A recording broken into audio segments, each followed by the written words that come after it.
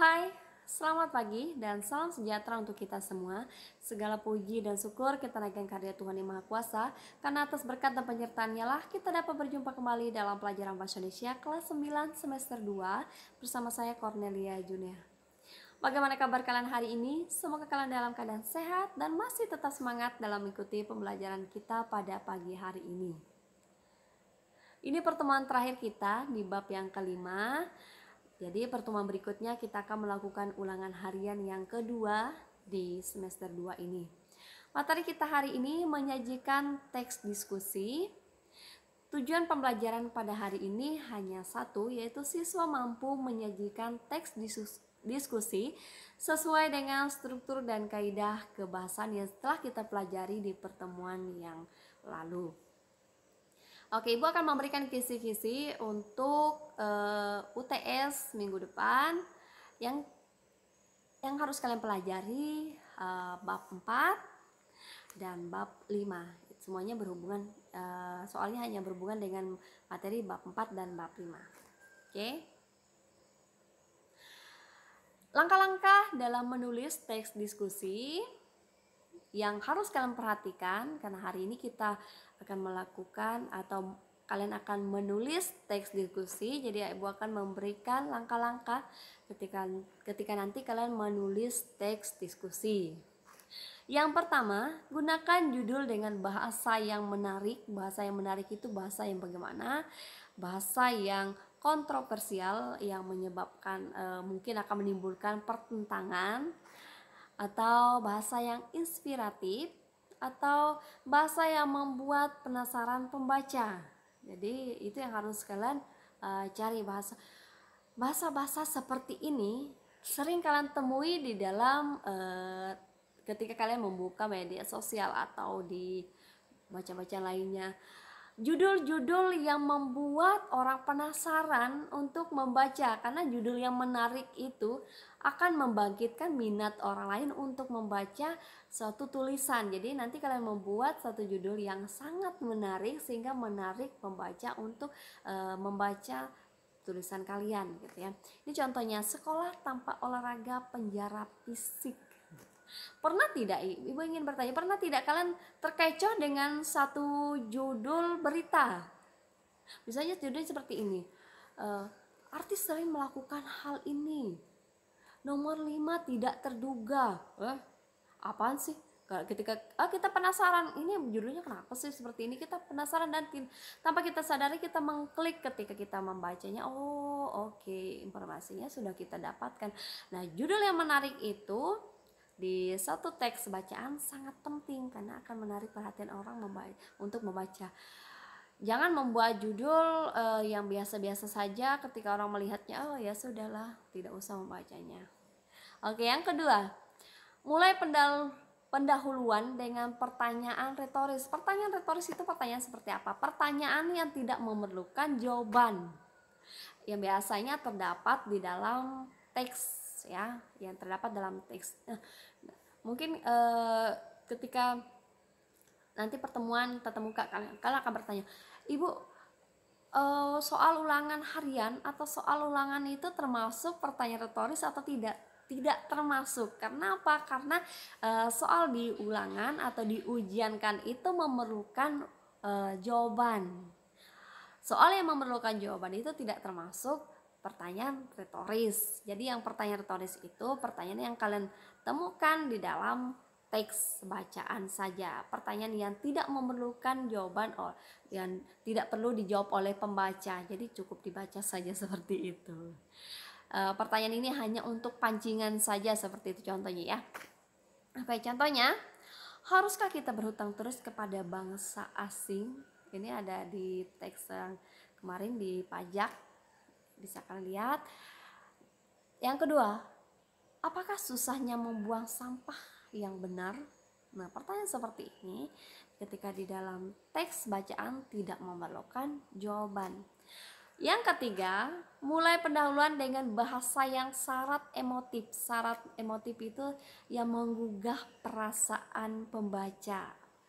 Kata-kata atau kalimat yang menggugah perasaan pembaca, membuat pembaca itu merasakan ada tersentuh tersentuh ketika membaca teks kalian. Contohnya, sangat jelas warga negara wajib pajak yang tidak patuh membayar seperti penyewa rumah tidak membayar pajak. Ini contoh-contoh bahasa yang emotif. Yang kedua, lingkungan akan membebani kita jika kita membebani lingkungan. Itu contohnya yang sangat emotif. Boleh nanti kalian cari contoh yang lain. Yang keempat, mulai pendahuluan dengan penggunaan kata ganti personal untuk melibatkan pembaca. Bagaimana contohnya? Saya yakin Anda tidak akan setuju dengan gagasan aneh bahwa, ini kan titik-titik boleh kita tambahkan, bahwa ada orang yang memiliki golongan darah tertentu yang kebal dengan COVID-19 sehingga mereka boleh kemana-mana tidak menggunakan masker. Ini kan pendapat seperti ini ya, pendapat yang merugikan orang lain. Atau membuang sampah pada tempatnya adalah tanggung jawab saya dan Anda. Jadi mulai pendahuluan dengan penggunaan kata ganti personal untuk melibatkan pembaca. Libatkan pembaca di dalam teks kalian secara tidak langsung, menyebutkan Anda, kita. Jadi kata ganti seperti itu yang nanti kalian gunakan di dalam teks diskusi. Dan yang terakhir, mulai pendahuluan dengan pertanyaan topik yang jelas. Mulai pendahuluan dengan pernyataan topik yang jelas. Pernyataan topiknya harus jelas. Setiap tahun bertambah jumlah spesies hewan yang masuk dalam daftar hampir punah. Atau contoh yang kedua, pohon jati menggugurkan daunnya pada musim panas. Nah, pernyataan topiknya sangat jelas diperlihatkan di sini. Baik, mari kita lanjut. Sebelum menulis teks diskusi, perhatikan, ini ada 7 yang harus kalian perhatikan. Yang pertama, rencanakan tulisanmu sebelum mulai menulis. Kamu ingin menuliskan topik tentang apa? Jadi direncanakan dulu tulisan kamu nanti. Yang kedua, buat tulisanmu menarik untuk dibaca. Karena tulisan yang menarik itu akan menarik minat orang untuk membaca. Karena ketika kamu membuat teks bacaan atau membuat tulisan, membuat karangan yang tidak menarik, sehingga tidak ada yang membaca, itu seperti kamu membuat sesuatu yang sia-sia. Jadi kamu harus membuat tulisan yang menarik minat orang untuk membaca tulisan kamu tadi. Yang ketiga, tulis dalam kalimat efektif dan fokus pada topik. Jangan melebar kemana-mana topiknya, ya.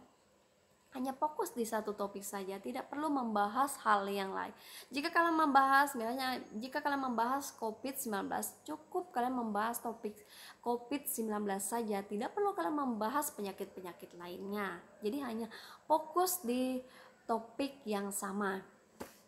Yang keempat, periksa ejaan dan punctuasi. Punctuasi itu apa? Punctuasi itu tanda baca, yang termasuk dalam tanda baca titik, koma, tanda seru, tanda tanya, tanda petik, apalagi yang lainnya, tanda hubung, tanda kurung. Itu yang masuk dalam punctuasi. Masih banyak lagi ya. Yang kelima, gunakan kata-kata yang meyakinkan pembaca. Jangan kalian menulis seolah-olah kalian sendiri ragu dengan apa yang kalian tulis. Jadi kalian harus meyakinkan, kan harus yakin dulu dengan penulisan kalian, sehingga kalian bisa meyakinkan pembaca, ya. Yang keenam, mulai paragraf baru setiap memulai gagasan baru. Gagasan baru tapi topiknya masih sama. Jangan beralih topik di dalam satu teks, ya. Jadi dalam satu karangan itu jangan banyak topik. Jadi satu topik tetapi terdiri dari beberapa gagasan, dan setiap paragraf baru itu mulai gagasan baru. Misalnya tentang COVID tadi, di gagasan kalian berbicara tentang penyakit COVID-19. Masih di paragraf utama kalian memperingatkan COVID-19 itu apa saja. Di paragraf kedua, penularannya melalui apa saja. Mungkin di paragraf ketiga, cara pencegahannya bagaimana, dengan cara mencuci tangan, dengan memakai masker, dengan menjaga jarak, seperti itu. Yang ketujuh, periksa dan sunting setelah selesai membaca. Periksa dan sunting siapa? Nanti ada kemungkinan ketika kalian menulis ada huruf atau tanda baca yang kurang. Nah, itu yang harus kalian perhatikan, dibaca lagi. Jika ada huruf atau kata yang kurang bisa kalian tambahkan. Setelah itu baru kalian bagi. Baik, sampai di sini materinya. Dan ini tugas kalian. Jadi kalian menulis teks diskusi. Ini bisa kalian buka di halaman 141. Dikandangkan atau dibebaskan, haruskah hewan dipelihara di kebun binatang? Nah, ini ada pertanyaannya ya. Nanti kalian buat teks diskusi tentang ini masalah hewan atau binatang yang dipelihara di kebun binatang. Oke. Bagaimana gagasan ini menurutmu? Tulis untuk meyakinkan pembaca dengan pendapatmu. Nah, perhatikan pernyataan berikut. Yang pertama, jika kamu setuju atau tidak setuju, atau jika kamu dapat melihat permasalahan dari kedua sudut pandang. Nanti kamu sampaikan gagasan kamu di sini. Yang kedua, pada bagian pendahuluan, katakan secara jelas apa yang kamu pikirkan tentang topik ini. Pada bagian pendapat, beri alasan atau contoh untuk menjelaskan pendapatmu secara meyakinkan. Nanti kamu cari, boleh kamu searching di Google untuk menambah topik materi di topik kamu ini. Untuk menambahnya silakan kalian cari. Yang terakhir, pada bagian simpulan, simpulkan pandangan utama dan komentar akhir pendapatmu. Nanti silakan ditulis. Ini bentuknya. Di sini kalian boleh perhatikan, dikandangkan atau dibebaskan. Jika di video ini tidak jelas, bisa kalian buka di halaman 142 untuk tugasnya ya. Tugasnya, dikandangkan atau dibebaskan, haruskah hewan dipelihara di kebun binatang? Ini ada tabel-tabel. Ini boleh kalian pergunakan. Nanti tetap bentuknya seperti ini ya. Nanti kalian tulisnya bentuknya seperti ini supaya memudahkan kalian untuk menulis teks diskusinya. Topiknya tetap ini ya. Dikandangkan atau dibebaskan, haruskah hewan dipelihara di kebun binatang? Kalian sampaikan apakah kalian termasuk yang setuju atau tidak setuju. Jika tidak setuju, kalian berikan contohnya. Misalnya kalian menyampaikan ada salah satu hewan di salah satu kebun binatang yang kondisinya sangat memprihatinkan. Contohnya harimau keadaannya sangat kurus karena mungkin karena tidak kekurangan makanan misalnya, seperti itu. Atau kalian bisa memberikan contoh-contoh lain. Jika hewan ini dipelihara di kebun binatang akan menimbulkan rasa stres karena pada kodratnya hewan ini hidup di alam liar, seperti itu. Dan itu yang kalian uraikan nanti di dalam teks ini. Setelah selesai sampai pada bagian simpulan ya, sampai sini. Setelah selesai, silakan kalian kirim hasil tulisan kalian tadi ke Google Classroom. Oke? Baik, sampai di sini materi dari Ibu. Lebih dan kurangnya Ibu mohon maaf. Selamat pagi dan salam sejahtera untuk kita semua.